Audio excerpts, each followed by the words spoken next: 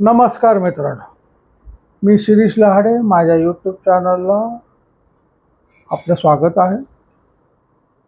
भारत सरकार, केंद्र सरकार एक मोठा निर्णय घेण्याच्या तयारीमध्ये आहे. कदाचित बंगालचं इलेक्शन झाल्याबरोबर हा निर्णय घेतला जाईल किंवा आधीसुद्धा घेतला जाण्याची शक्यता आहे. सरकारने त्याला सुरुवातीला नाकार दाखवला की असं काय आमच्या मनामध्ये नाही आहे, पण हालचाली चालू झालेल्या आहेत. तुम्ही मध्ये पाहिलं असेल की 2019ला जम्मू काश्मीरचं 370 कलम हटवलं. त्याच्याबरोबर त्यांनी लडाख वेगळा केला आणि तो केंद्रशासित केला आणि जम्मू काश्मीरचं छोटंसं राज्य केलं, ते सुद्धा केंद्रशासित केलं.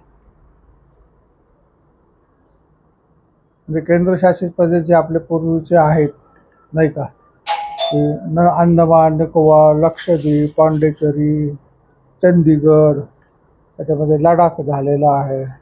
तर आता सरकारचं एक ध्यानामध्ये आलेलं आहे की काय, पहिलं युनियन टेरिटरी म्हणजे काय तुम्हाला समजून सांग की जिथं केंद्र सरकारचं डायरेक्ट हस्तक्षेप असतो तिथं राज्य सरकार नसतं. आता दिल्लीसुद्धा केंद्रशासित आहे, पण त्याला मर्यादित सरकार स्थापन केलेलं आहे.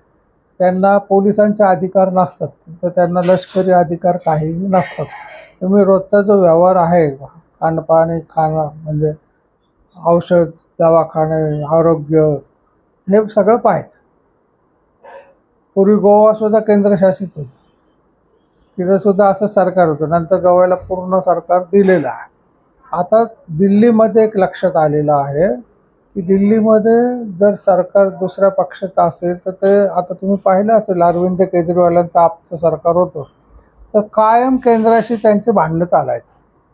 त्यांना असं वाटायचं की आम्ही केंद्रापेक्षा मोठे आहोत कारण आमचं सरकार आहे. त्याचे ते भाषा होते, दिल्ली के मालिक हम है. दिल्लीमध्ये सगळं मंत्रिमंडळ असतं, राष्ट्रपती असतात, सर्व देशांचे प्रतिनिधी तिथं राहतात, सुप्रीम कोर्टाचे लोक राहतात. त्याच्यामुळे दिल्ली हे अतिशय संवेदनशील आणि अतिशय VVIP, very very important person तिथं राहतात.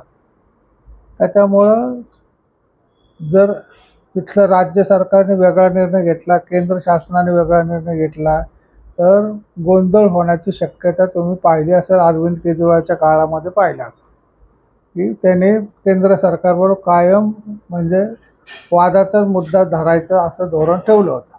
त्याच्यामुळे केंद्र सरकारला खूप त्रास झालेला आहे. दुसरा एक प्रश्न असा आहे की पश्चिम बंगालमध्ये बांगलादेशला लागून जी बॉर्डर आहे, तर त्या बॉर्डरमध्ये बांगलादेशी घुसखोरांचं प्रमाण अतिशय वाढलेलं आहे. त्याच्यामुळे तिथं मुस्लिमांची संख्या 75% जास्त व्हायला लागलेली. डेमोग्राफी म्हणतात त्याला, की तिथलं लोकसंख्येचं जे जातीय प्रमाण आहे ते खूप मोठ्या प्रमाणात बदललेलं आहे. त्याच्यामुळं आपल्या संरक्षण योजनेला मोठा धक्का तिथं पोचलेला आहे. त्याच्यामुळे सरकारने असं ठरवलेलं आहे की बांगलादेशाचा जो किनारपट्टीचा बांगलादेशला लागून असणारे जे जिल्हे आहेत, सिलिगुडी एक प्रांत म्हणजे जे आपण त्याला चिकन नेक म्हणतो, तर तिथला तो भाग असा मिळून एक केंद्रशासित प्रदेश तयार करायचा. दिल्लीला पुन्हा केंद्रशासित करायचं, राज्य सरकार तिथं ठेवायचं नाही. आज भाजपचं सरकार आहे, पण उद्या कदाचित परत विरोधी पक्षाचं आलं, पण कोणाचं केंद्रात सरकार असो तर त्याला ते त्रासदायक होतं.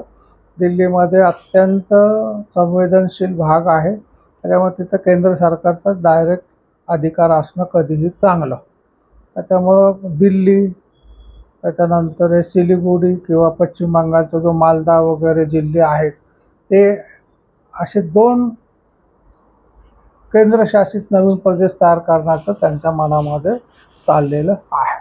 आणखी एक केंद्रशासित प्रदेश करण्याचं त्यांचं चाललेलं आहे, पण त्याचा अजून बाहेर आलेलं नाही, पण विचार त्यांचे चालू आहे. तर मी तुम्हाला आत्ता काही इथं उघड करण्यात जी बातमी अजून कन्फर्म झाली नाही ती आपण उघड करून गैरसमज पसरवण्यामध्ये अर्थ नाही. आता लडाखचे लोकसुद्धा काय म्हणतात की आम्हाला पूर्ण राज्य द्या. आता हेच की लडाखचे लोक जेव्हा केंद्रशासित केले तेव्हा आनंदाने उड्या मारत होते की आम्हाला तुम्ही जम्मू काश्मीरच्या जोखडातून मुक्त केले ते बरं झालं. काय होतं की काही ठराविक लोक आहेत, मग ते प्रत्येक राज्यामध्ये असतात, त्यांना देशाची संरक्षण याच्याशी काही देणं घेणं नसतं. मला मोठेपणा पाहिजे, माझ्या हातात राज्य आलं पाहिजे, माझी सत्ता झाली पाहिजे, मी भ्रष्टाचार करायला मोकळा झाला पाहिजे. मग जिथं काही ना सत्ता मिळत नाही तिथं ते लोक भांडतात की केंद्रशासित प्रदेश रद्द करा. आता लडाखचे लोक मागून आम्हाला पूर्ण राज्य करा, नाही देणार ना. लडाख हा चीनला लागून असणारा अतिशय संवेदनशील प्रांत आहे, म्हणून तो सरकारने तो केंद्रशासित केला. तिथं सुद्धा घुसेखोर खूप वाढायला लागलेले आहेत. तर जर घुसेखोर वाढले तर काही दिवसांनी ते भाग आपल्याला अतिशय धोकादायक परिस्थिती होऊ शकतो. आज पश्चिम बंगालमध्ये जे बांगलादेशला लागून जिल्हे आहेत ते अतिशय धोकादायक बनलेले आहेत. तिथं सगळे गैरकानूनी धंदे चालतात. तिथं बांगलादेशातून लोक सर्रासपणे राहतात, त्यांना आधार कार्ड मिळतं, पॅन कार्ड मिळतं, इलेक्शन कार्ड मिळतं. हे देणारे लोक आपलेच आहेत, पैसे घ्यायचे नाहीच. मध्ये तुम्ही पाहिलं तर एका लष्करी अधिकाऱ्याला पकडलं होतं, त्याचे 96 कोटी रुपये सापडले घरात. का? तर त्या बांगलादेशच्या त्या दरवाज्यातून आत येऊ द्यायचे, प्रत्येकाचे 10,000 का 25,000 घ्यायचे आणि म्हणायचे जा. तर ह्या सगळ्या गोष्टीला ताब्यात ठेवण्यासाठी, बंधन आणण्यासाठी सरकारच्या डोक्यामध्ये हे नवीन प्लॅन आहेत आणि तो देशाच्या सुरक्षिततेच्या दृष्टीने अतिशय चांगला आहे.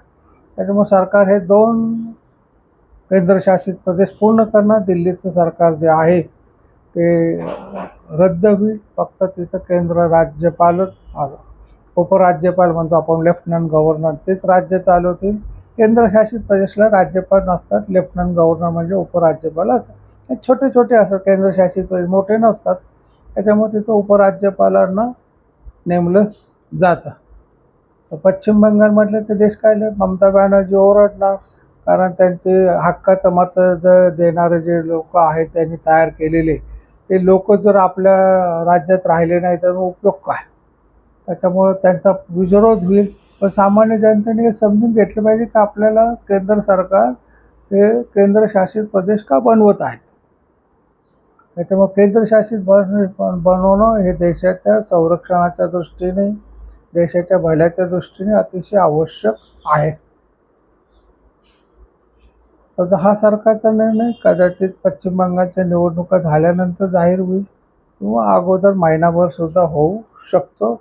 इलेक्शनच्या आधी निर्णय जर झाला, आता माझा अंदाज आहे की पश्चिम बंगालमधले SIR जो कार्यक्रम आहे मतदानाचे तपासणी, तर ते काही पश्चिम बंगालच्या इलेक्शनमध्ये जे एप्रिल मे मध्ये व्हायला पाहिजे त्याच्यात पूर्ण होईल अशी शक्यता वाटत नाही.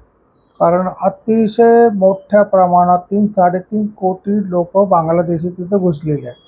त्याच्यातले जवळजवळ 1 कोटी लोकांचे त्यांनी नावं रद्द केलेली आहेत.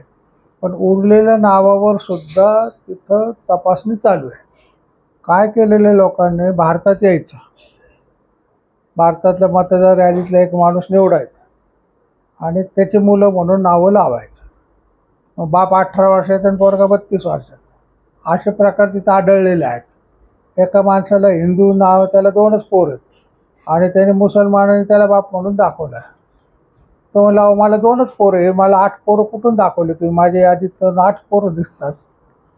अशा प्रकाराने नावं घुसवलेले गेले. मध्ये मी एक व्हिडिओ केला होता की तुमच्या नावावर काही कोणी घरावर मतदान केंद्र केले का पहा, की तुमच्या घरात पत्ता काय द्यायचा तर तुमच्या घराचा पत्ता द्यायचा. आधार कार्डवर तुमचा पत्ता येतो, बाप म्हणून तुमचं नाव येतं आणि तिकडे इलेक्शन कार्ड घेऊन तो मतदानाला उभा राहतो. तर तपासणी केली पाहिजे प्रत्येकाने की आपल्या नावावर कोणी केलं आहे का.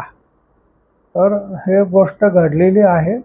तर प्रत्येकाने काळजी घ्या आणि केंद्र सरकारचे जे निर्णय होईल त्याला पाठिंबा द्या. आज आपण इथे थांबूया. माझ्या YouTube चॅनलला सबस्क्राईब करा, लाईक करा, शेअर करा. रामकृष्ण.